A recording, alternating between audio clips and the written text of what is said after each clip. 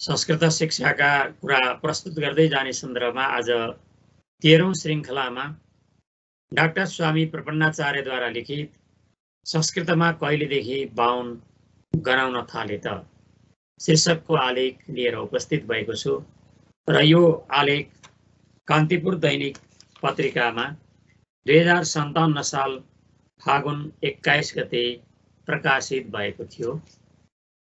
संस्कृतमा कहिलेदेखि बाहुन गनाउन थाले त?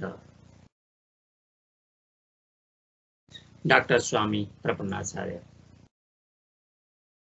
कान्तिपुर दैनिकमा एक सज्जनको लेख पढ्ने अवसर प्राप्त भयो।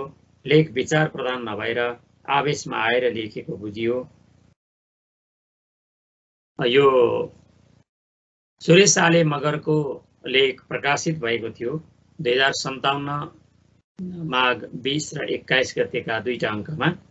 त्यही आलेखका सन्दर्भमा यो उल्लेख गर्न खोजिएको हो। कान्तिपुर दैनिकमा एकजना सज्जनको लेख पढ्ने अवसर प्राप्त भयो। लेख विचार प्रधान नभएर आवेशमा आएर लेखेको बुझियो। केही कुरा आधुनिक राजनीतिक पीडित र इसाईकरणको समर्थनमा लेखेको प्रश्न बुझियो। किनभने संस्कृत भाषाको विरोध विश्वमा कसैले गर्दैनन्। केवल नेपालका इसाई र राजनीतिक पीडितहरूले मात्र संस्कृतको विरोध गर्ने गरेका छन्। केवल नेपालका इसाई र राजनीतिक पीडितहरूले मात्र संस्कृतको विरोध गर्ने गरेका छन्। किनभने England, America, Germany, Switzerland, France, Norway, Italy आदि समस्त युरोपेली देश इसाई देशमा गनिन्छन्। यी समग्र देशहरूमा खोलिएका विश्वविद्यालय र शिक्षण संस्थाहरूमा समेत संस्कृत एउटा विषयका रूपमा राखेका हुन्छन् र ती विश्वविद्यालयहरूमा भएका पुस्तकालयहरूमा संस्कृतका हस्तलेख, पर्चा, अखबार र छापिएका पाएसम्म संस्कृत ग्रन्थहरू सङ्कलन गर्ने गरिएको छ। Oxford, Harvard, Cambridge, Paris, Berlin आदि विश्वविद्यालयका पुस्तकालयहरू संस्कृत वाङ्मयले भरिएका छन्। जर्मनी, इङ्ल्यान्ड, फ्रान्स आदि देशहरूमा 4 वेद, ब्राह्मण, आरण्यक, 188 उपनिषद, सूत्र ग्रन्थ, संहिता ग्रन्थ, 18 पुराण, 18 उपपुराण, रामायण, महाभारत, काव्य, महाकाव्य, नाटक, तन्त्र, ज्योतिष, मिथक, संस्कृत उपन्यास आदि सबैभन्दा धेरै संस्कृत वाङ्मय सङ्कलन गरेर सुरक्षित रूपमा राखिएका छन्। युरोपका 10 वटा देश घुम्दा यस पङ्क्तिकारले पनि केही विश्वविद्यालयका पुस्तकालयहरूलाई चाहेर हेर्ने, बुझ्ने र विचार गर्ने अवसर पायो। संस्कृत मृत भाषा नै भएको भए त विश्वका यी राष्ट्रहरूले संस्कृतको ग्रन्थहरूको सङ्कलन र पठन पाठन नै किन गर्थे त?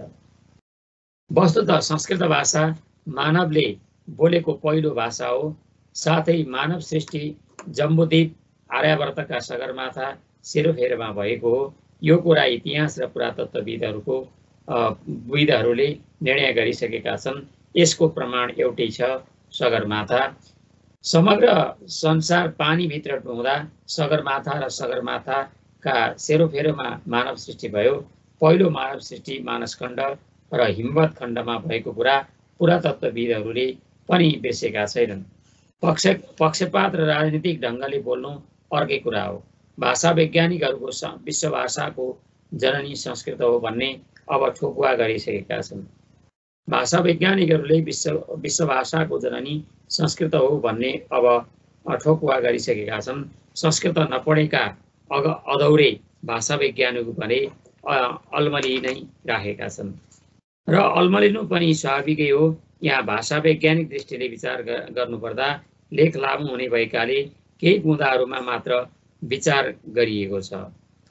बुढापाकाहरू भन्छन्, होस बिनाको लो जोस आफैलाई खोस। साथै उखानलाई सार्थक पार्नु निश्चय नै बुद्धिमानी होइन।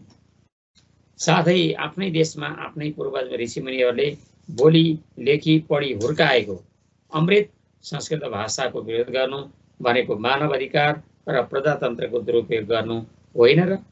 हामीले प्रजातन्त्र पाएका छौँ, त्यसैले प्रजातन्त्रको सदुपयोग गर्नु राम्रो होला कि संस्कृत विश्व भाषाको जननी हो भन्दा केही अबुझ व्यक्तिहरूलाई खल्लो, तितो, टर्रो, अपत्यारिलो लाग्न सक्छ। तर वस्तु सत्य के हो भने शोध, खोज, गवेषणा र अनुसन्धानमा जीवन बिताउने भाषा वैज्ञानिक विद्वानहरूले गरेको घोर परिश्रमलाई त्यसै फाल्न सकिँदैन। डाक्टर बागेश शास्त्री, डङ्कन रिसे आदि लेख्नुहुन्छ, चिनिया, जापानी, बर्मिली आदि भाषाहरूमा 30% तत्सम, 40% तद्भव र अपभ्रंश शब्दहरू संस्कृतकै परेका छन्। अङ्ग्रेजी भाषामा पनि 40 देखि 50% संस्कृत, तत्सम र तद्भव शब्दको प्रयोग भइरहेको छ। यस्तै एसिया र युरोपका भाषाहरूमा संस्कृतका शब्द प्रयोग भएकै देखिन्छन्, तर संस्कृत नपढेकाहरूलाई भने त्यहाँ संस्कृत नदेखिन पनि सक्छ। नेपालभित्र र बाहिर जहाँ बसे पनि राई, लिम्बू, गुरुङ, सुनार, तामाङ आदिका नाम संस्कृतमा नै भएको पाइयो र वर्तमान समयमा पनि संस्कृतमा नै नाम राखेको पाइन्छ। र वस्तुस्थितिमा सनातन हिन्दू संस्कृति परिवारभित्र पर्ने ओंकार परिवारभित्रका नामहरू संस्कृतमा नै हुन्छन् भन्ने कुरा विश्व विदित नै छ। केही तिब्बत आदिका व्यक्तिहरूले नेपालमा बसेर आफ्नै भाषामा नाम राखेका छन् भने त्यो आफ्नै भाषाको कुरा हो। तर 4 जात 36 वर्णको फुलबारीमा जन्मेका हुर्केका हिन्दू संस्कृति परिवारका नाम तद्भव, तत्सम र अपभ्रंशमा नै हुन्छन् भन्ने कुरा निर्विवाद छ। जब आफ्नो नामै संस्कृतमा छ भने संस्कृतको विरोध गर्नु कतिको बुद्धिमत्ता होला त? यो त ऐतिहासिक तथ्य भयो। अर्को पाटाबाट हेरौँ। विक्रम सम्वत 1900 विक्रमको 1414-15औं शताब्दीदेखि पाल्पा, गोर्खा, मकवानपुर, चौदण्डी, गोर्खा, तनहुँ आदिमा मगर राजाहरूले शासन गर्दथे। गोर्खाका अन्तिम राजा मानसिंह खड्का मगर थिए। केहीले घण्टालेख, केहीले शिलालेख लेखाएका छन्, ती सबै संस्कृतमा छन्। उदाहरणका लागि मकवानपुर गढीको घण्टालेखलाई लिन सकिन्छ। त्यो संस्कृत भाषामा लेखिएको हुनाले त्यसको इतिहास संस्कृत विरोधीले कसरी खोज्ने? यसको पनि जवाब चाहियो। यस्ता थुप्रै खोजी गर्दा मगर विद्वानहरूले लेखेका ग्रन्थ र लेख, शिलालेख, भूर्जपत्र, ताम्रपत्र आदि त्रिशूल लेख पनि पाउन सकिन्छ। नेपालका कर्णसिंह मुरञ्जय मगर, दण्डपाणी लामिछाने मगर, हर्कबहादुर थारू मगर, इन्द्रजित सिन्जाली मगर, रणद्वीप विश्वकर्मा, कालु पोखरेल दमाई आदि र नेपाल बाहिरका हर्कजित पुन, मोहन सिंह थापा मगर आदि थुप्रै मगरहरू संस्कृतका विद्वान भएका छन् र खोजी गर्दा अरू पनि अवश्य निक्लने छन्। लिम्बूहरूमा रणदल सुब्बा इङनाम, रामबहादुर थेपे र फाल्गुनानन्द सरस्वती सत्यहाङमा र गणेश सुब्बा आदि राईहरूमा 11औं शताब्दीका हर्कबली राई, पम तिलुसिम्ब चामलिङ, श्यामदास राई, श्रीदयाल राई आदि गुरुङहरूमा डिलिजङ गुरुङ, नरजङ गुरुङ, शान्ति गिरी गुरुङ, रणवीर गुरुङ आदि नेपालका संस्कृतका विद्वानहरू हुन्। यिनले नेपाल लेखेका रचना र यिनीहरूको नाम मेटाउने प्रयास गर्नुभन्दा यिनीहरूको सोधखोज गरी सङ्कलन गरेर राष्ट्रमा आफ्नो क्षेत्रबाट राष्ट्रलाई टेवा पुर्याउने संस्कृत विद्वानहरूको नाम अमर पार्नु उचित होला कि? नेपालको इतिहास आजभन्दा 5000 वर्ष यतादेखि निरन्तर रूपमा चलिआएको देखिन्छ। तर काठमाडौँलाई मात्र नेपाल भन्थे भन्ने चाहिँ व्यापक अध्ययन नगर्ने व्यक्तिहरूको कुरा हो। 5000 वर्षको इतिहास पनि हामी संस्कृतमा लेखेका इतिहासबाट जान्ने गर्दछौँ।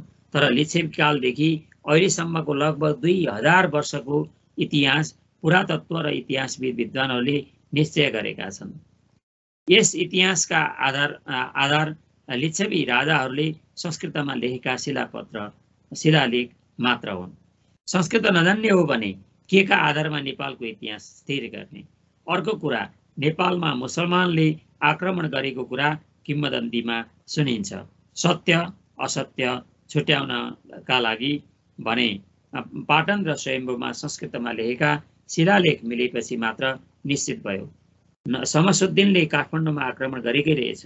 संस्कृत नजान्ने हो भने त्यो लेखेकै भए पनि कसरी थाहा लाग्थ्यो? यस्ता थुप्रै समस्या संस्कृत नजान्नेहरूलाई आइपर्दछन् भन्ने नजान्नेले नै संस्कृतको चर्को विरोध गर्ने प्रयास गरिएको हुन सक्छ।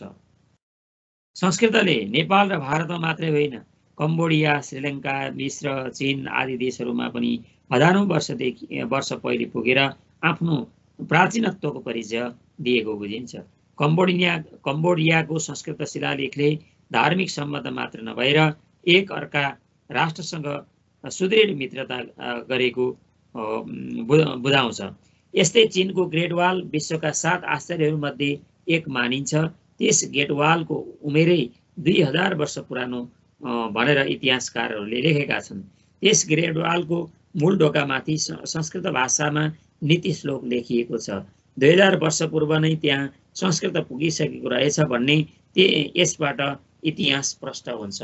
तर संस्कृत नजान्ने हो भने ती इतिहासहरूलाई हामीले कसरी प्रस्ट्याउने? भारतको गिरनार, साँची आदिमा भएका शिलालेख संस्कृत नजान्ने हो भने कसरी पढ्न सम्भव होला त? त्यसैले आफ्नो इतिहास जान्नका लागि संस्कृतको विरोध नगर्नु बुद्धिमानी होला कि? घरको सिद्धलाई गिद्ध बनाएर टाढाको गिद्धलाई सिद्ध बनाउन खोज्ने निश्चय पनि बुद्धिमानी कार्य होइन।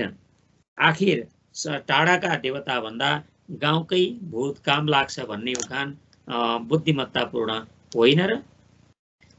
संस्कृतले इतिहास र भूगोलकै क्षेत्र मात्रै होइन, अपितु सम्पूर्ण आधुनिक चिकित्सा जगतलाई प्रभावित पारेको छ। आयुर्वेदका मूल ग्रन्थ चरक, सुश्रुत, वाग्भट्ट आदि ग्रन्थ र रत्न संस्कृत भाषामा लेखिएका छन्। काय चिकित्सा र शल्य चिकित्सा दुवै पद्धति पाश्चात्यहरूले आयुर्वेदबाटै लिएका हुन्। आज पनि अरबौंका जडीबुटी र रसौषधिहरू भारतबाट विदेशमा निर्यात हुन्छ। नेपालमा भने हात खुट्टा भाँचेर बसेका हुनाले केही गर्न सकेका छैनन्। तापनि संस्कृतको मूल्य र मान्यतालाई कसैले पनि छोड्न सकेका छैनन्। संस्कृतको मूल्य र मान्यतालाई कसैले पनि छोड्न सकेका छैनन्। संस्कृतमा लेखिएको विश्व प्रसिद्ध विषय ज्योतिष पनि हो। ज्योतिषका गणित र फलित 2 भाग छन्। दुवै भागका ग्रन्थहरू संस्कृतमा लेखिएका छन्। ब्रह्मदेवदेखि वराहमिहिर, भास्कर आदिका भूगोल, खगोल, गणितलाई विश्वले स्वीकारेका छन्। फ्रान्सका नास्त्रेदमस जस्ता भविष्यवक्ता पनि संस्कृतकै उपज थिए। आधुनिक भाषा विज्ञानको तुलनात्मक अध्ययनका लागि पनि संस्कृत नभई नहुने विषय हो। संस्कृतमा लघुकौमुदी भन्ने एउटा सानो किताब छ। त्यसको संज्ञा प्रकरण मात्र पनि आजका भाषा वैज्ञानिकहरूलाई आछु र हम्मे पर्ने विषय भएको छ। यसलाई राम्ररी नबुझ्ने व्यक्तिले मन परि भन्न सक्छन्। भाषा विज्ञानको अध्ययनमा विदेशी विद्वानहरू पनि जोतिएका देखिन्छन्। विलियम जोन्स, बेटनेट, ग्रिफ्थ, केथ, ग्रियर्सन आदि भारतमा आएर संस्कृत पढ्ने विदेशी विद्वान हुन् भने Max Muller, Roth, Burnouf, Colebrooke आदि विदेशमा नै रहेर संस्कृत अध्ययन गर्ने विदेशी विद्वान हुन्। यिनीहरूले भारत र अरू देशमा गरी सयकडौं संस्कृत ग्रन्थहरू अध्ययन गरेका थिए। केवल यिनीहरू मात्र संस्कृत पढ्ने विदेशी विद्वान होइनन्। ईसापूर्व नै सम्राट सिकन्दरले आयुर्वेद र ज्योतिष आदिका विद्वानहरूलाई युनान लगिसकेका थिए। यी भन्दा पूर्व पनि ऋग्वेदको जलपोदको अनुसार संस्कृतका विद्वान र ऋषिमुनिहरू विदेश पुगिसकेका थिए। यसका लागि संस्कृत आउटसाइड र एन्साइड ल्याङ्ग्वेज इज संस्कृत आदि ग्रन्थ अध्ययन गर्नु अति आवश्यक छ। त्यसैले संस्कृतमा बाहुन गनायो भन्दैमा र संस्कृत मृतभाषा हो भन्दैमा संस्कृत मृतभाषा हुन सक्दैन। वस्तुतः संस्कृत मृतभाषा हो। अरबौं वर्ष पुरानो सृष्टिकालिक भाषा अहिलेसम्म आफ्नो अस्तित्वलाई जबरजस्ती जमाएर बसेको छ। संस्कृत टसमस हुन सक्दैन। संस्कृत पढ्ने केही व्यक्तिहरूलाई दुःख दिने, चित्त दुखाउने कुरा अर्कै हो। फुटाउन सबैले जानेका छन्, जोड्न, बनाउन, सम्हाल्न कसैले मात्र जानेका हुन्छन्। त्यसैले आउनुहोस् हामी फुटेको राष्ट्रलाई जोडेर अगाडि बढौँ। आउनुहोस् हामी फुटेको राष्ट्रलाई जोडेर अगाडि बढौँ। सबै कुरा विज्ञानले मात्र जानेको हो है, हुँदैन। भर्खरै मित्र राष्ट्र भारतको गुजरातमा लाखौं मान्छे मरी भने लाखौं घरबारविहीन भएका छन्। परन्तु आधुनिक विज्ञानले जब भुइँचालो आउन आँट्यो, होसियार भएर बाँच है भन्न सकेन। किन? तर ज्योतिर्विदहरूले फलानु घडीपलामा ग्रहण लाग्नेछ भन्दा फरक पर्दैन। किन? जोसले होइन होसले काम लिएर राष्ट्र र समाजको कल्याण गर्न सक्छौं कि? यो अवश्य र सर्वविदित इतिहास छ कि संस्कृत कहिल्यै कसैको पेवा रहेन। सबैको सच्चा भाषा रह्यो र अहिले पनि जीवितै छँदैछ। वर्तमान राष्ट्रभाषा नेपालीबाट संस्कृतका तत्सम, तद्भव र अपभ्रंश शब्दहरूको त्यहाँबाट निकालिएको हो भने नेपाली भाषा नै रहँदैन। वर्तमान राष्ट्रभाषा नेपालीबाट संस्कृतका तत्सम, तद्भव र अपभ्रंश शब्दहरू निकालिदिने हो भने नेपाली भाषा नै रहँदैन। अनि संस्कृतको विरोध गर्नु भनेको आफ्नै मुटु र मस्तिष्कको विरोध गर्नु भएन र? त्यसैले संस्कृत मृत भाषा होइन, अमृत भाषा हो। यसैमा सन्देह छैन। धन्यवाद।